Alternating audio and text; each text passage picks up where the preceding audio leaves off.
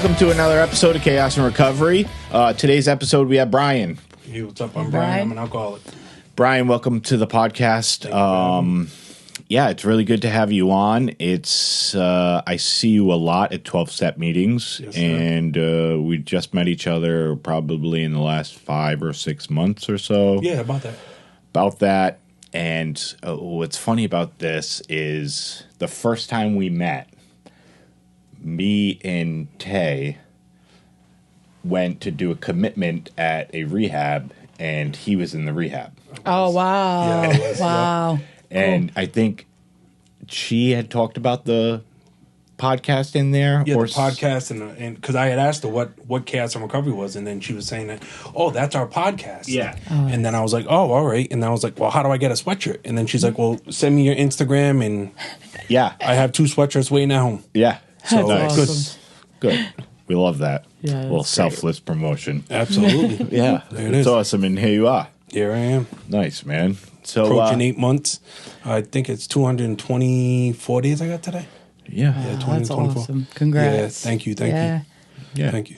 Good, man. So what's the origin story? Give us a little background and how you got into 12-step meetings. Let's see. Growing up as a kid, my I was always around alcohol. My parents, they started bartending when they were young. They owned a bar. Whenever we would have a party at the house, if the Feeney's house is rocking, you come knocking, you're coming in. Yep. There's always adult beverages for everyone. Not Italian, are you? No, nope. Are you Brian Irish? Feeney. Brian Patrick Feeney. Yeah, I'm Irish. Okay. I'm Irish. And Could have swung both ways there. could have.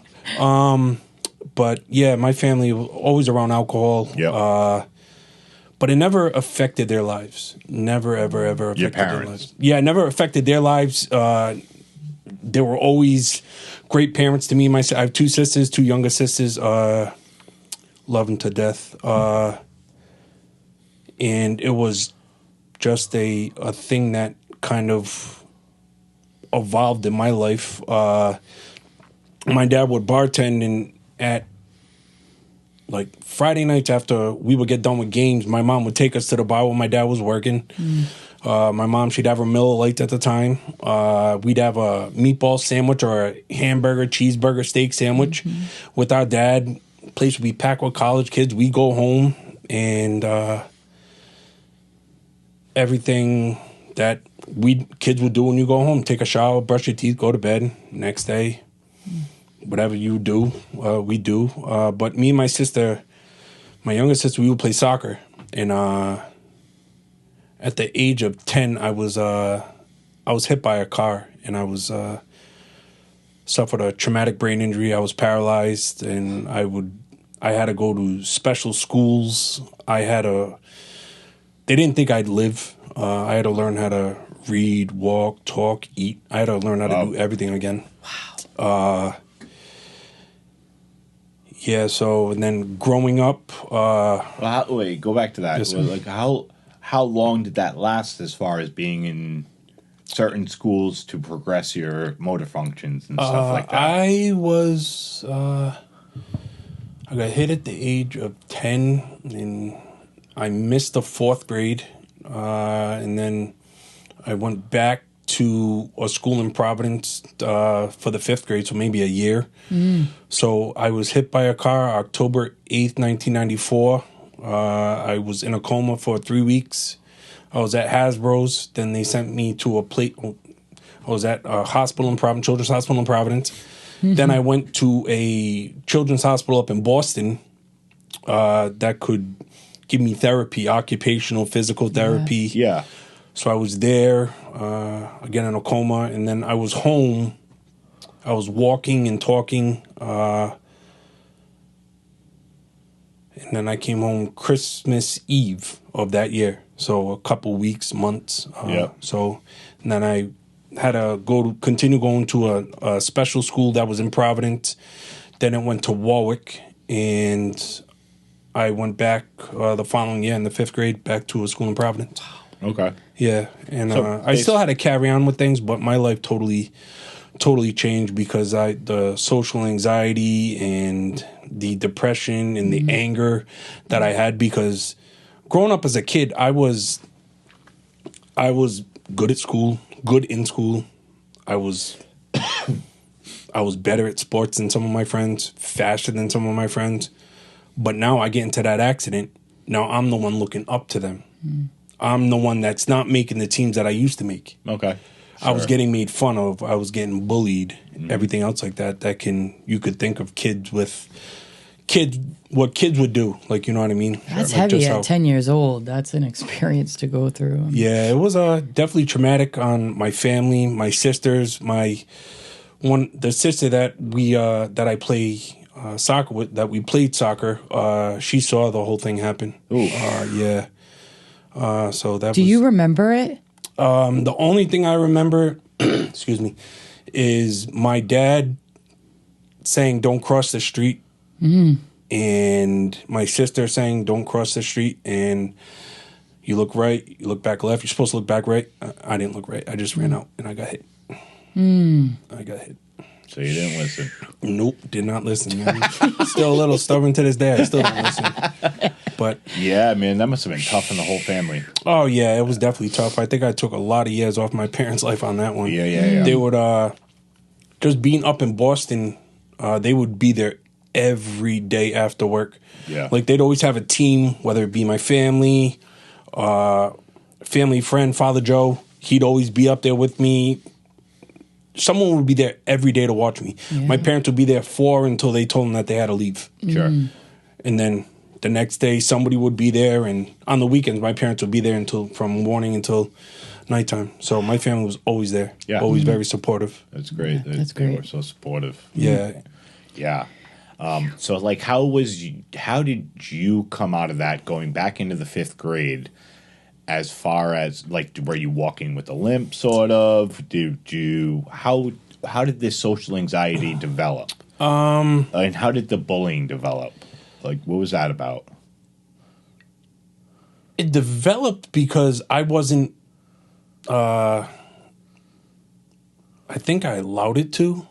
But then again, you're 10, 11 years old. You really don't know what's going on in life. Yeah. You know what I mean? You're still young, but it's a tough age too. Yeah, it was like I would have to go and take very tough. I don't really know.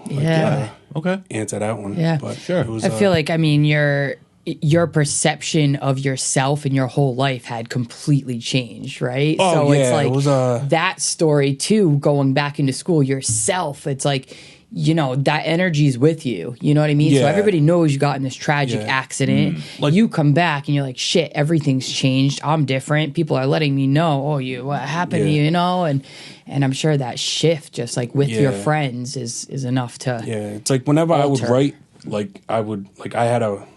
because of my head injury, I had traumatic brain injury, I would shake when I would write, so I would get made fun of. My handwriting was never neat. But it was just like the small things, like, you know what I mean? Oh yeah, Feeney, this, that, and the other, like head injury. Like I couldn't dribble a basketball with my left. It would always be right until I could dribble it somewhat left. And then playing baseball would always be tough. I never played soccer after that. But yeah, baseball and basketball were my things until I got to high school. Then it was just basketball. But yeah, it was just really interesting and sidetrack. But I'm in the 12-step program right now, myself, cool. And I was writing my resentments, and they start at that age because I remember I was in third, fourth grade. Yeah. So it's like that's when a lot of stuff at school was super impressionable for me. Absolutely. And that's right where it all started. It was like in third grade, this bully, this person said this. Yeah. And those are like my first kind of core memories. Yeah. So that being that age is like, whew, that's heavy. Yeah. Yeah, my number one resentment, my earliest resentment was in 4th grade. And it was, I had asked this girl if she would go out with me. And I wanted to go out with her so bad. And I never got up the courage to. And like, I didn't go up and ask her. I wrote it on a note. I said, "Will you go out with me?" Circle yes or no. And I gave it to her, and she gave it back, and she said yes. And I was like so amped. And this was in the morning, and so it was lunchtime. And I go into the lunchroom, and she stands up. And she says, "Hey, Steve, I was just kidding. I don't want to go out with you."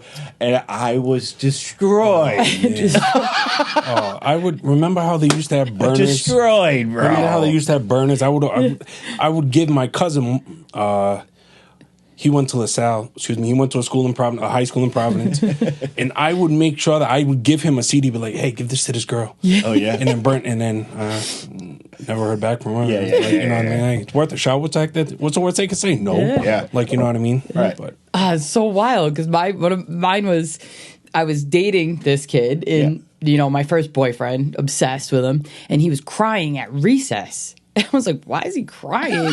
Right? And it was because he wouldn't go, another girl wouldn't go out with him. And I was like, but I thought that was my boyfriend. Oh, shit. I thought we were dating.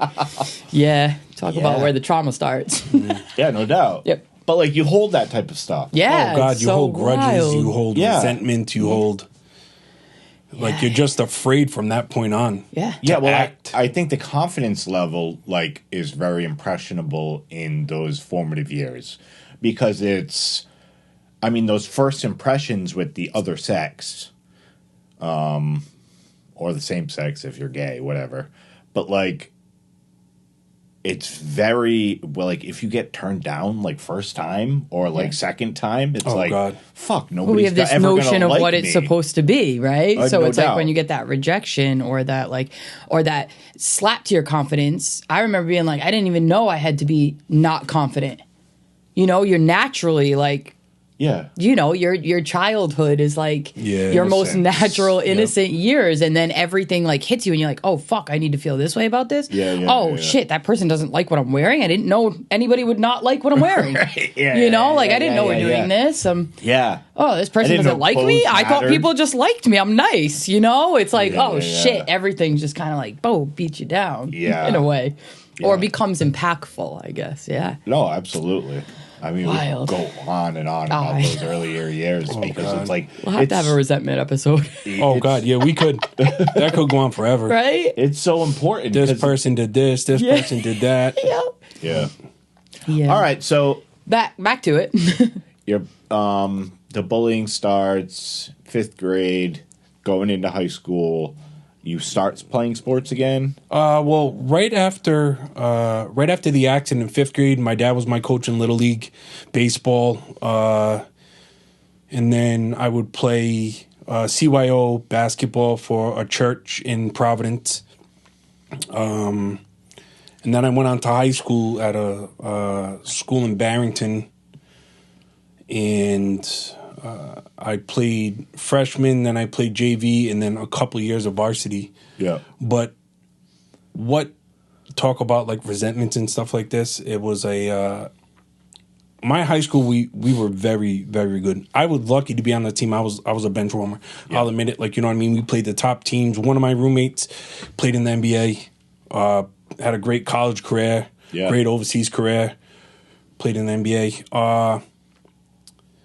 I asked the coach one day because there were a lot of big time schools there to recruit some players, like, you know what I mean. And then I asked one of the coaches in like the dining room because I lived there, and I was like, "Coach, how come I didn't get any play? Like, you know what I mean? I'm better than the kid that was in there." He's like, "'Cause you're not good.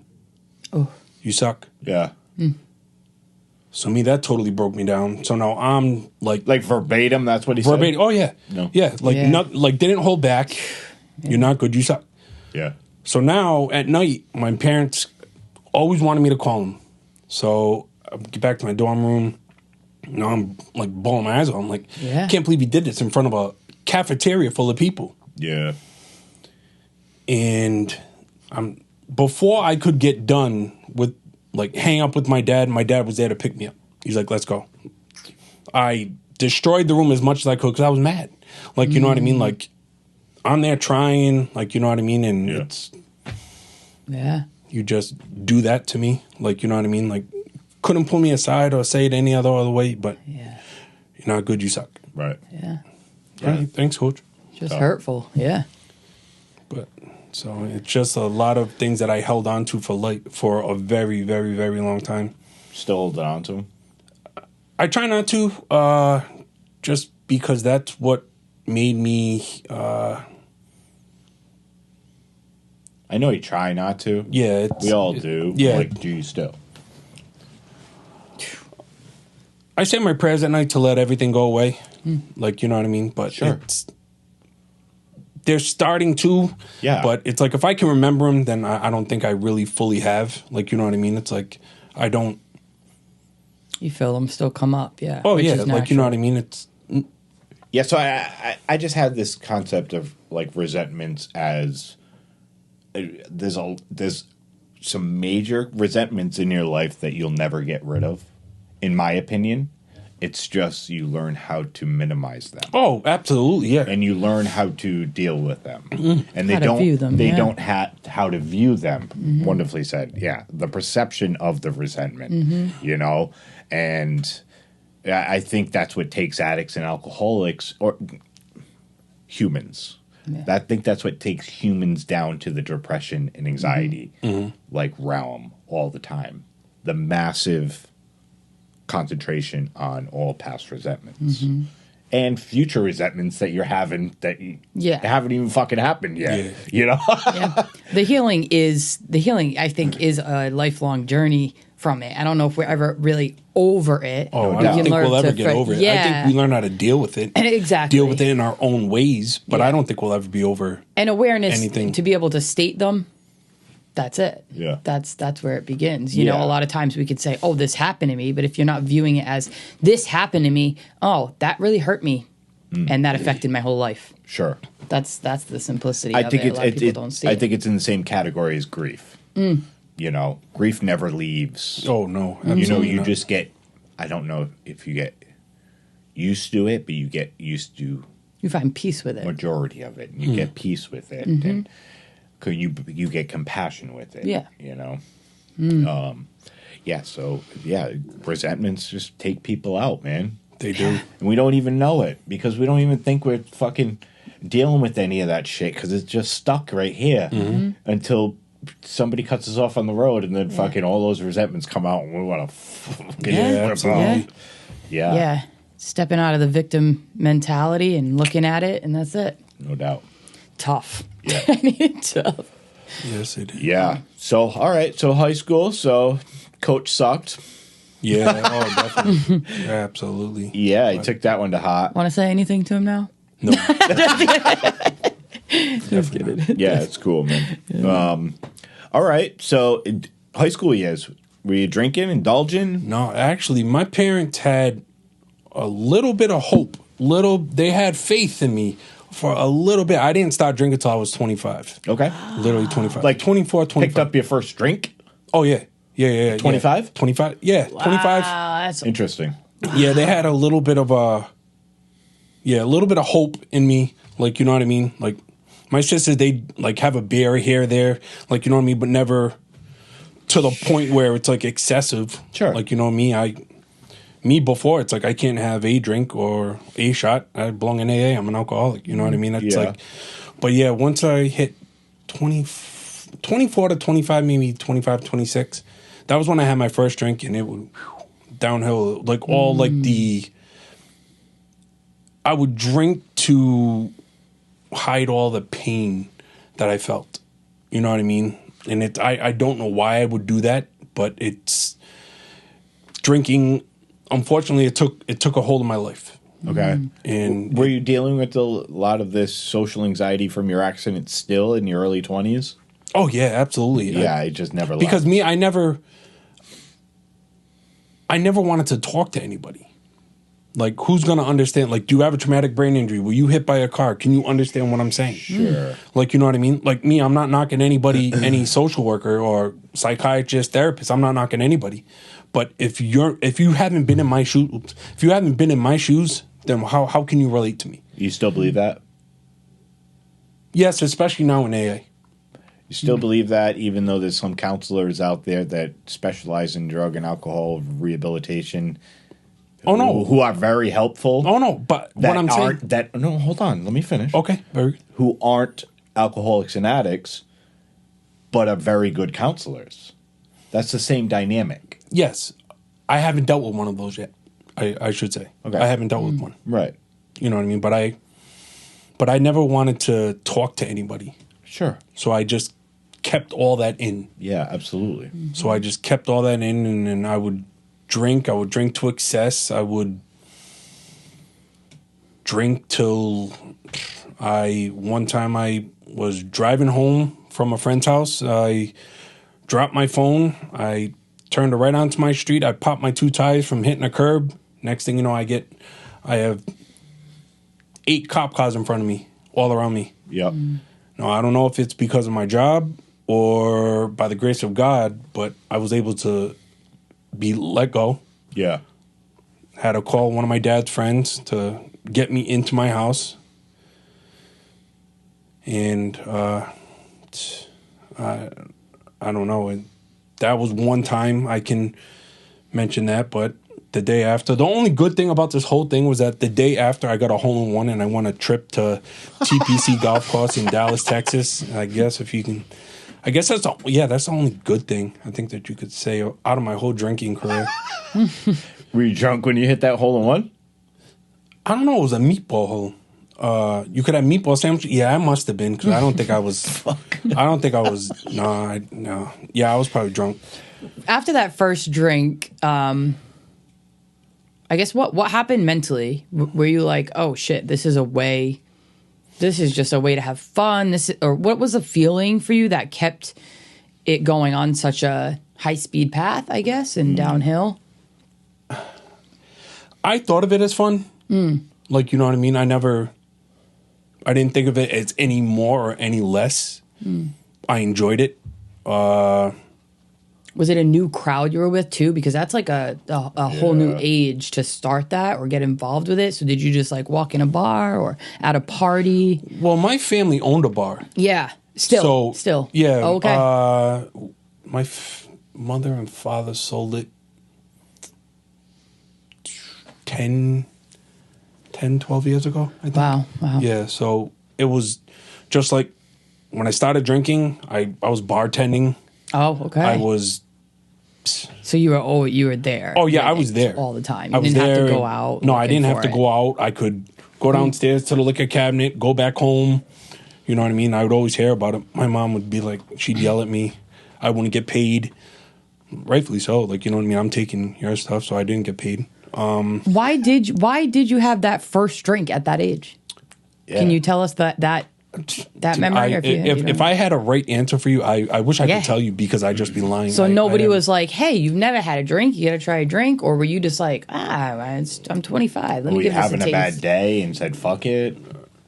Again, I have no idea. I just had a drink and then it was Bacardi and Diet, which anybody would tell you I just saw red whenever I drank that. I hated everybody when I drank that. Then it was like the flavored vodkas with soda water, and then it was Tito's, and it was Captain's, and it was Jacked, and I think I drank everything under the sun except for clear tequila and Guinness.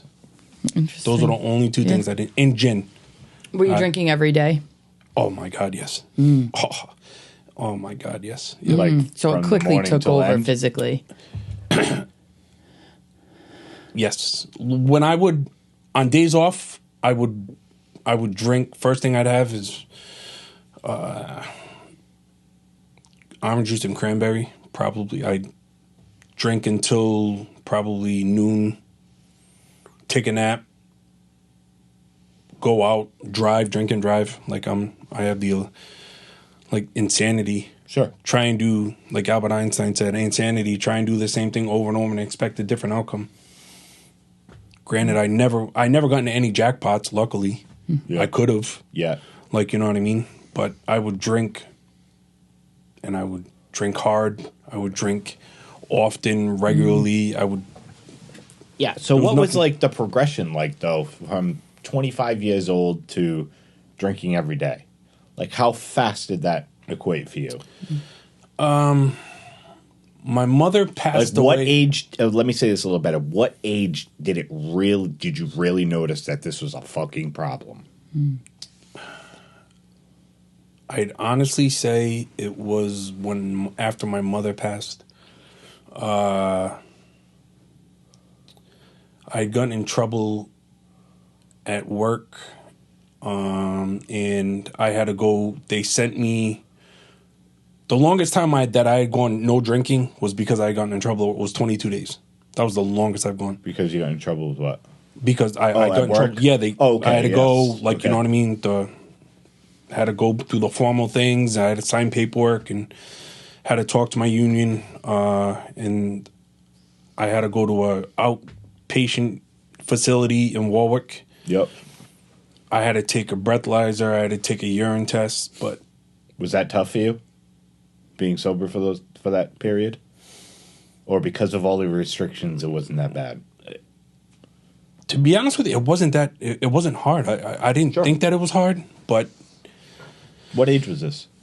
31, 32. Okay, so 6 years after you started drinking. Yeah. And it was already a problem. Yeah, it was definitely a problem. Like, everyone was saying, oh, yeah, you're not a good drinker. But me, I'm like, who's going to... I'm an alcoholic, like, you know what I mean? Even then, I was still an alcoholic, but I didn't want to listen to anybody. Yeah, of course. You know what I mean? Absolutely. That's what we do. You know what I mean? Well, that's what I do, or did at least. Okay. But ask me how serious I took it. I was on a last chance agreement, and I didn't take it that serious because I would talk to people. I would be like, okay, I have to take a breathalyzer on Tuesday. I have to take a urine test on Tuesday. When do I stop drinking? They tell me stop drinking it by this time. Right. Oh, so you weren't sober that time. You were just trying to get around everything. Oh, yeah, definitely. Okay. Yeah, well, no, for 22 days, I had stopped drinking. 22 days, I had stopped drinking. Okay. But when I was back to work, and then I had to go back to regular facility, testing. the regular testing. Yeah. Okay. That's when I would beat around the bush. Okay. I was a little foggy with what. Yeah, no. But when I was, for 22 days, I did not drink. Got it. Until I went back to work, and then I had to go take those breathalyzers and urine tests. Yeah, sure. So I would ask questions. I'd be like, how do I beat this? Yeah. So don't drink it this time. Yeah. You know what I mean? I had a last chance agreement. I didn't follow that. Like, I really didn't care about that. Thought you could beat the system. I got through it. Oh yeah, I got through it. Yeah. Like, my dad had told me, he's like, anytime you get brought into the back, just say you want to go home. They can't challenge you. They can't question you. At your work. At my work. He said, whenever you get brought into the back, you get called into the back, with the unions to it, just say you want to go home. Okay. That's if you're ever at that, if you're ever drinking and you think that that's what it's going to be, say you want to go home. Because they can't question you. You just go home. All right. So supporter, protector, but also enabling, helping you. Because he loved you. Absolutely. He was a city worker as well. Had a great reputation within the city. Was a director. Had a lot of respect. And then fast forward, my mom had passed away. My dad had lived next door to the bar, the house that we owned. Then he had lived with me years after for a while, and it was the worst couple of days of my life because February 25th, 2023 was a Wednesday. I come in from another bar, and my dad already knows. He always says that I can tell when you drink because you light up like a neon light. Sure. Forehead's all glossy, and your face your cheeks are red. And I walk in, and the guy that I'm with, he always blames the guy. Like, how can you get my son this messed up? And I'm thinking, oh yeah, I have nothing. I didn't do anything wrong. Yeah, okay. So he moves over 2 seats, and I'm like, what are you doing? And then he's like, I don't know what kind of brand I'm going to get right now because you just have that look on you. Like you've been drinking all day long, I can tell. So I go to the other side of the bar, continue drinking, and then I get my dad has this distinct whistle. Like you could tell, you could be in an arena, and then once you hear that, you know that you're in trouble. I would get it all the time. And then like Double Deuce, he'd tell me to go next door, like, you're going. So I went next door, and he came over later on that night, and just like, Jesus, Bri, and like, what are you doing? And he was more worried. He doesn't care if I drank, like, but he cared more that I was driving. Sure. You know what I mean? And like, obviously. Rightfully so. Rightfully so, yeah, exactly. And I was like, Dad, I need help. And he was like, oh, Brian, you do this all the time. You send out massive text messages that you want help, you want this, you want that. And we'll talk about it the next day. So the next day comes, and it was, I'm getting ready for work. He's like, so what are we going to do? I was like, oh, I got it. He's like, I know that you were going to say that. If you want us, we're here for you. Let me know. Okay. 2 days later come, I find my dad dead on my couch. So now I'm holding resentment because 3 days ago I telling you that I need help, because I really did want to get help, but I just didn't, like, you know what I mean? I didn't know how to go about it.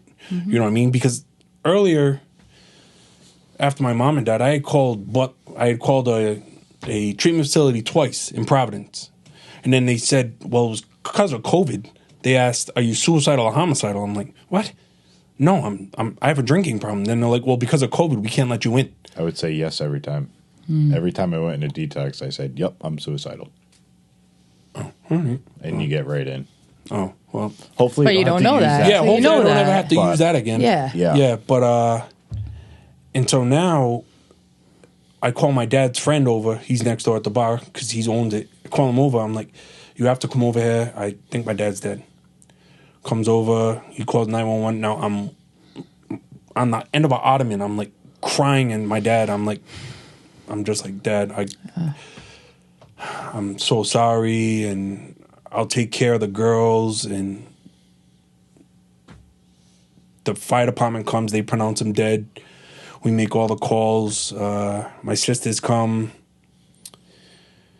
And then the funeral, everything else like that. And then after that, it was like a total destruction. It was January 22nd, 2023, when I was sleeping on my couch, I had a bottle of Tito's, I had Taco Bell, and I had an intervention. And they thought that I was dead. The TV was on loud. Father Joe, my family priest. Who had an intervention?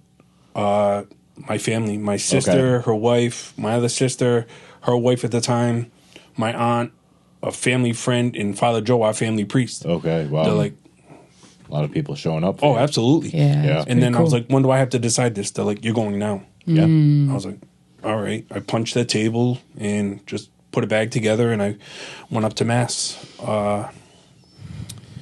And then that right there. Was that your first time in a treatment center? Oh, yeah. Okay. Yep. That was the first time I was at a treatment center. And where I was, it was like a first responder floor. And my bed had a nice big window, but it was like at the treetops. Like, you know what I mean? I would sit on the end of my bed, and it was like the most serene, at peace thing I ever felt in my life. Yeah. Like me, I had no idea what like a detox was or anything. I thought it was just when people like dried up. Like, you know what I mean? Like just sat around, watched TV, drank coffee, water, ate. Like, you know what I mean? Walked around. I had no idea, but every day there would be meetings with different groups, the 12 steps, the 12 traditions, and just talking about your disease that you have, whether it's AA or NA. And it was actually very, very, very good. So I had gotten out of that, and I had gone to a outpatient in Johnson, and I basically have 428 days sober. And I was like, you know what? If I can do a year, I can get my mind right. No, that's not how that goes. Yeah. So me, I had the illusion, again, that I could go back and drink like a normal person. Yeah. Of course. Nope. I would Were you going to any 12-step meetings during? Oh that yeah, span? like me, I had done the 90-90. Yeah. I'd gone to meetings, I had groups. I didn't really get a sponsor, just because I didn't know like what AA was. You know what I mean? My first time in it, I heard a lot of stories about people always coming back. Like, you know what I mean? And I thought that like maybe people went out and tried to be normal again. Maybe some people did, some people didn't. I had to come back. You know what I mean? It was October of 2024. I had gone back to Butler, and I had gone back to and I had gone there. I'd done 5 days, and they asked if I wanted to do an after plan. I said, "No, I got this." Nope. Of course. And it was. The thing to me is that what would get me down is that I would say I had a year. Nobody believed me. But Why? like, What do you mean nobody? Who? it's like people wouldn't believe me. At Like, meetings? no. Like outside in the real world. What, like your family? Yeah. Some people, friends, family, like they wouldn't believe. Like people would make up rumors that, oh yeah, Brian was in a bathroom, putting nips into a drink. No, what are you talking about? Bringing nips in a bathroom. Okay. My cup's on the bar. Yeah. Soda water, cranberry. Have you ever done that before? Never. I'm not nips. Oh, but that's what I did. I thought I could buy a sleeve and just, instead of buying a bottle, buy a sleeve of nips. $18. Yeah. Can't really go wrong with that. But So when you relapsed, you basically just thought, all right, I can beat this system. I know I can get sober if I need to. Is that oh like yeah, the yeah, feeling? yep, exactly. Yeah. That's exactly Fallback plan. yeah. Yeah. And so So you soon found out, oh yeah, I'm sure internally, that like, Yep. oh, I actually don't have this under control. I am an alcoholic. yeah, and I would just take everything to heart. But then again, if people didn't believe me, friends, family, I have the only person I can blame is myself. The lying, the manipulation, like you know what I mean. I have nobody to blame but myself. But I would take that to heart, and so I would defend every reason for me to drink. Sure. You don't believe me? Okay, I'm gonna go drink. But then what do? I start thinking of my dad. That Friday night before I had found him on a Saturday, we had a drink together. Our last drink. For 3 years, I hated myself. I would always think, if I didn't give that drink, if me and my dad didn't have that last drink together, would he still be alive? I carried that on for 3 years. I hated looking at myself in the mirror. Hated it. That was my best friend. Yeah, that's tough. But do you know why you did that? What? Tried to Defend?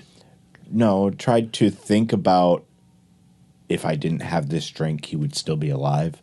Blaming yourself. Do you know why you did that? I have no idea. Or like have any like inclination why? Because if we didn't have that drink, could he still be alive? You know what I mean? Sure. I just think of a lot of things that I've done in the past or used as far as scenarios go to influence my drinking. I'm not saying this is what you did in that scenario, but if I was in your shoes, I would blame myself to keep my drinking alive. I'm an asshole. I've maybe killed my father for a purpose. Yeah, subconsciously. It's like ammo for... It's ammo to keep me drinking. But what kept Guilt. me drinking was that my dad people wanted to celebrate his life, so I have a drink. So that's how I celebrated his life. I just kept drinking. That's what kept me drinking, was me celebrating his life. Kept you close to him, and especially because it's been around your family your whole life, the bar, the this. I'm sure there's a lot of that. Yeah. I mean, we can make a million excuses. Oh, yeah, absolutely. At the end of the day, Not an excuse. I think they're all attributes. Absolutely. Oh, they're all attributes. Yeah. They're all excuses.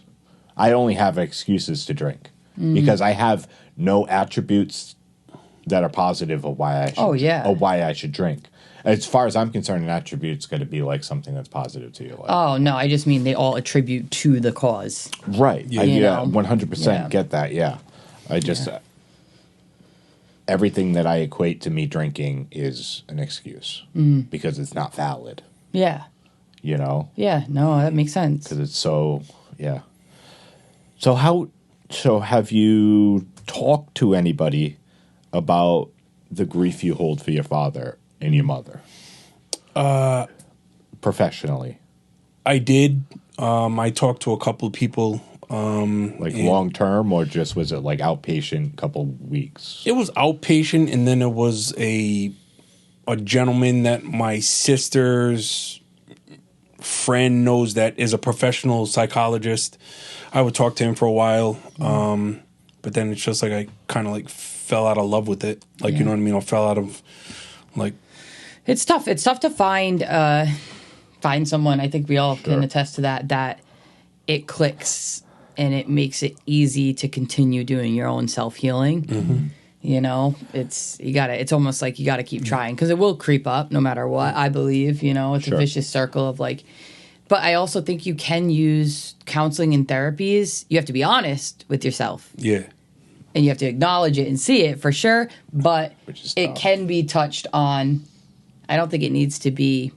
Sometimes it can be too much, overwhelming, or I've talked this out. I'm going to keep talking it out over and over. Keep beating the dead horse. You know what I mean? Yeah. But I think to vulnerably lock in when you know you need to talk to somebody because it's making you healthier, you have to kind of keep trying to find, all right, is it a counselor? Is it a psychiatrist? Is it energy healing? Is it a sponsor? Is it talking to a family member open and vulnerably? Is it reaching out to friends and family when you feel like I'm guilty or they don't understand me? Giving people a chance to understand you, I guess. Yeah. Yeah, it all matters. I mean, that's how I feel with different therapies and stuff. It's hard to be consistent with like just finding that, like you said, finding that person. Mm-hmm. You know what I mean? I didn't find any like connection with them. It was basically me starting the whole conversation. Yeah. You know what I mean?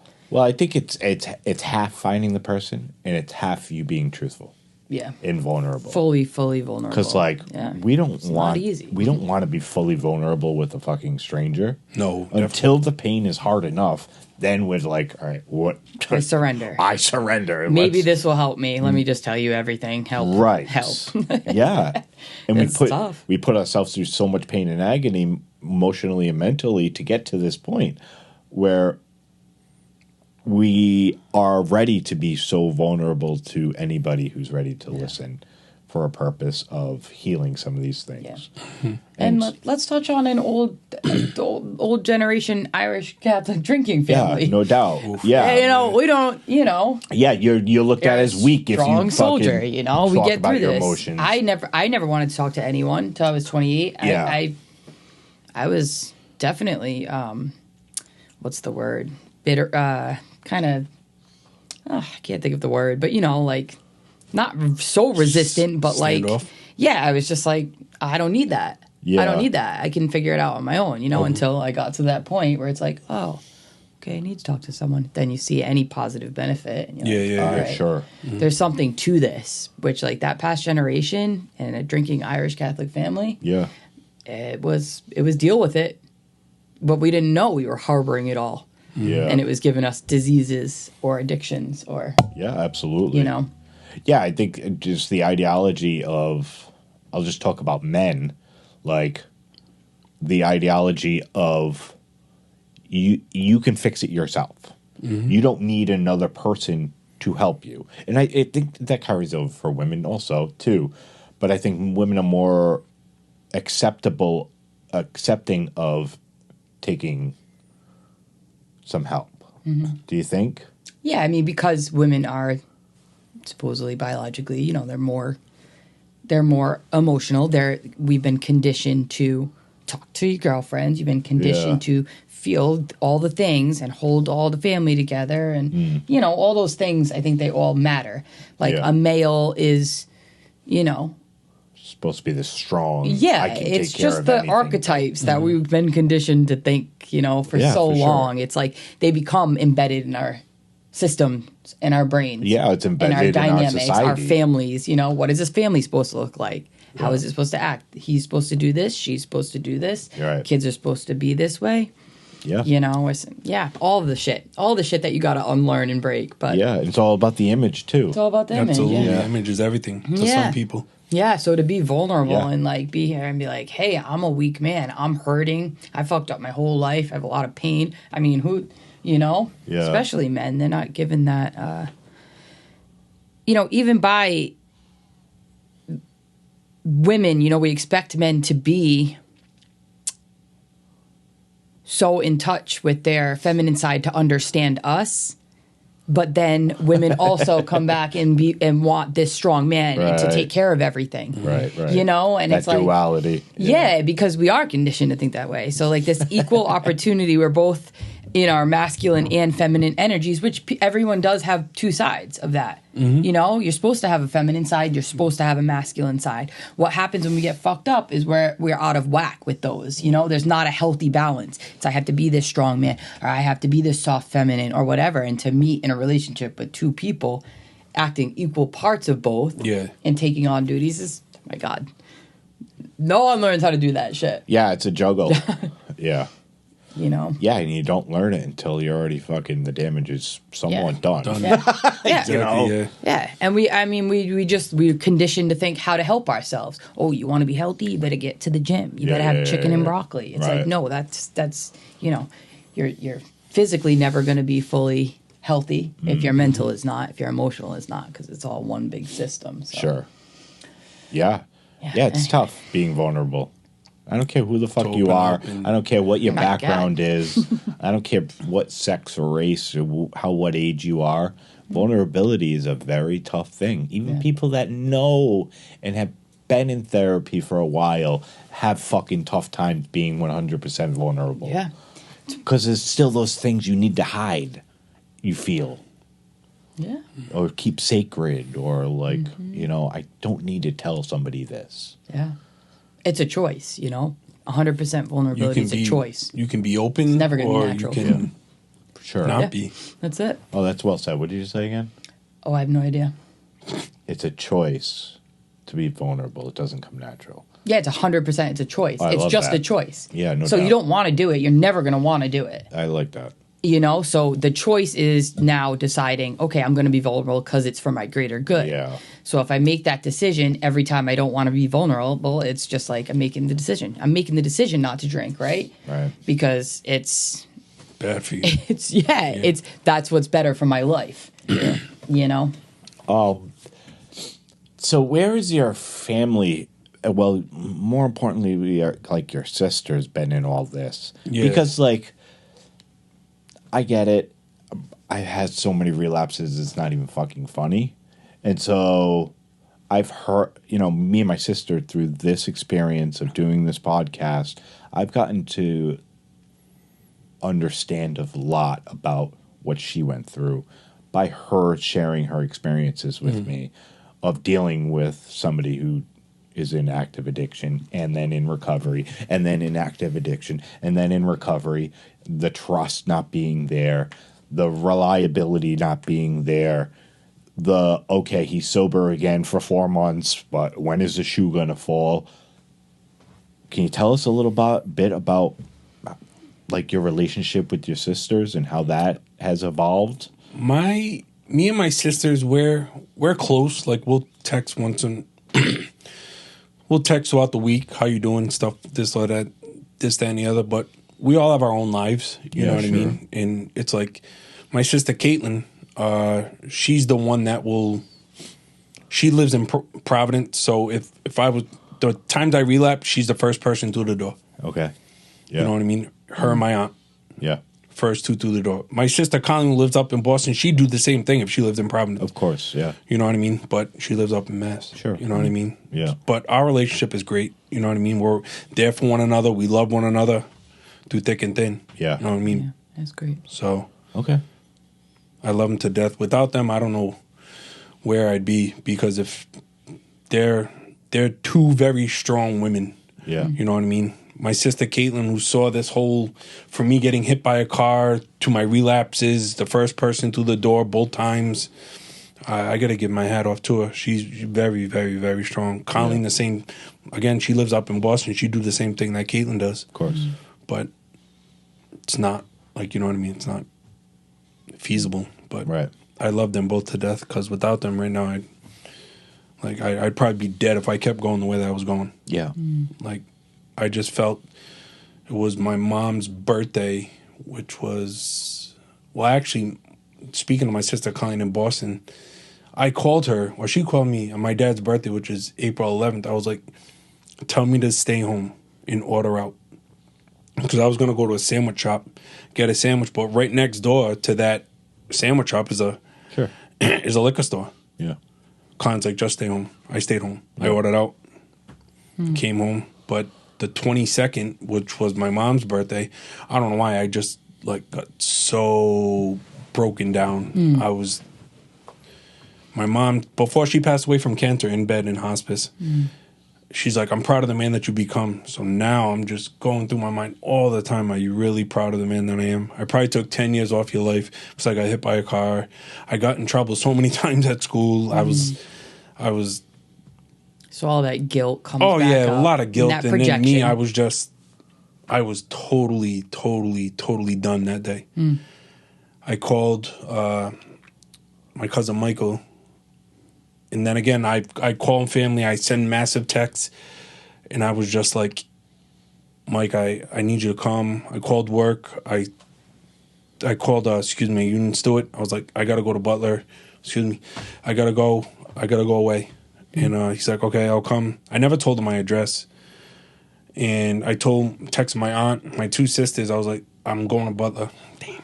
I'm going to... Don't worry about it. We're going to have beep, beep. Yeah, exactly. So I got to go. Yeah. And then they're like, when? And I was like, now. Yeah. That's beautiful And vulnerability right there. That's strength. But me, I was just done with everything because I literally hated myself. So I opened up the windows in my house and I prayed to God, like, don't send me to hell for thinking this. But I literally just, if this did happen, I hope the sound was loud enough so that somebody could call the police. What do you mean? Take my life. I was literally at that point. I was totally, like, you can ask my cousin Michael, like, when I opened the door, I was just got out of the shower. I was completely naked. I was just defeated, depleted. Any word that you want to say, I was done. As they say, rock bottom. That was my rock bottom. There was a couple other rock bottoms that I had. Like, my aunt had come over, took my keys. I had yelled at her. Like, you know what I mean? Yelled because, number one, I'm mad at myself because I let myself get like this. And then I'm yelling at her. Her daughter, my cousin, is also there. I'm yelling at both of them. They're two angels. Like, you know what I mean? That was a rock bottom. I just had so many rock bottoms. I literally wanted to end it because I just couldn't do it anymore. Sure. But that different rock bottom is like a soul rock bottom, right? Oh, The soul is exhausted. Because it's everything I would do would relate back to alcohol. Yeah. Like, let me do something else, but no, it would always relate back to alcohol. Always, always, always. And it wouldn't just be one. Of course, yeah. No, it can't be two. Yeah. It's a bottle. And plus, physiologically, your body is, at this point, I'm sure, the addiction is... Oh, God. You know, what you have to work through for the addiction, because fine. Now, when I had a drink on the 22nd, I had 4 months sober. So now I'm putting in 4 months into one day. So the 21st, I probably had a 1.25, like you know what I mean. And then the 22nd, I had a handle. Sure. And I was just completed. I was so done with myself. I'm thinking I'm letting everyone down. I'm letting myself down, letting my parents down, everything else. Like, I've never thought about that before in my life to, like, take my life. Like, you know what I mean? I was just done. Yeah. done. I'm glad I didn't, obviously. Like, Yep. you know what I mean? I think I'm too much of a, to even do that. But just the thought of it to go in my head, like, I was just praying to God. I was like, if this happens, please do not send me to hell. Yeah. Well, the more you relapse, the worse it gets. Oh. And the more you want to kill yourself. Or the more you want to die. You know, I always said I wanted to die, but I couldn't kill myself. The last couple of relapses, I tried very hard, taking so many drugs and drinking so much that hopefully I just didn't wake up in the morning. Oh, yeah, that's... And mostly because of the guilt and shame of the relapse. And, like, the more you relapse, the worse it's going to get. You keep on digging that hole. There's always a trapdoor of rock bottom. Oh, God. It always gets deeper and deeper. So let me ask you a question. Yes, sir. What the fuck are you doing different this time? This time I have a sponsor. We're actually working the steps. Awesome. You saw him this morning, Mark. Yep. He really holds me accountable. We have breakfast. If I'm there, I go there every 2 days that I'm off. But if we go to breakfast 1 out of 2 days, he's like, keep drinking, you fucking idiot, fucking moron. And then he'll always say, if you ever think you have a good idea, give me a call, because knowing you, it's not a good idea. Yeah, there you go. It's not a good idea. Yeah. No doubt. Give up all your ideas. Oh, yeah, right? give up all Every your one of ideas. them. Just call me. You don't matter anymore. Just going to follow the rules. Yeah, exactly. Which is, I mean, It's freeing. It's freeing, yeah. A lot Tell of me people what to have a do. problem with this, that ideology, because the ego takes too much fucking effect. How am I going to run everything through a sponsor, through another man, and let them dictate what the decision is on that thing? But the more you do it, the less you have to worry about. Yeah. These are people that have 10 decades of freaking sobriety. God, yeah. And also, like you said, like, what good idea do you have? Clearly not working for you. It hasn't gone well. Your decisions aren't working, so like take somebody say, else's decisions. Yeah. He would always say, feels good. he'll text me, because if he doesn't see me, he thinks that I'm not going to meetings. But I work 7 to 3. I work during the daytime. Sure. And he'll say, oh, yeah, how's it doing not going to meetings and not drinking? I was like, I'm working. Like, I go to meetings at night. Like, you know what I mean? Still a valid question. Yeah, oh, no, exactly. Stop being defensive. I tried to do that before, and that really sent me back twice. Yeah. Within 6 months the last time. But this time I know that I have a disease that has a shelf life of 24 hours. So I can't live off yesterday's sobriety. I have to keep going. I have to stay active. I text your brother every day. Hey, how you doing? Or I'll see him at a meeting in the morning. Yeah. See him at a meeting tonight. You know what I mean? That's what keeps the me community grounded. That's you what need. keeps me. You know what I mean? You can't pay for this. Sobriety's free. You got to want it. You can't want it for your family. You can't want it for your job, a girlfriend. I got to want it for me. Now I want this for me. I don't care what anybody thinks, what anybody doubts. Yeah. I gave them every reason to doubt. You know what I mean? Yeah. Lying, manipulation. Prove them wrong this time. Hey. No, exactly. Me, I had 428 days. I had a year. But the illusion, the insanity, like, you know what I mean? Think things are going to happen with a different outcome. No, no, you can't. Yep. Once an alcoholic, always an alcoholic. You know what I mean? So, I can say that now. I say that proudly. That's just, when I die, I want to be a sober alcoholic. That's what I want to be. Yeah. When I die, I want to be a sober alcoholic. That's Heck great. yeah. That's it. That's all I want to be. It's a good fucking goal to have. Yeah. Oh, absolutely. Yeah. It's awesome. As long as we're in a program and staying sober during that program, we always have a program to fall back on. As long as we're doing that, everything seems to work out. Oh, absolutely. You know, every time I get sober and I'm doing well, like I relate this to work-wise, like I get calls for side jobs only when things are going good and I'm sober and doing well in my life. Not a damn person calls me for a side job when you need the money. When I'm fucking... It's the frequency. It's real. It's real shit. The energy that like you were put talking out about, there is... Like you were talking about this morning with John. Right. With his truck. Yes. You know what I mean? 5,000.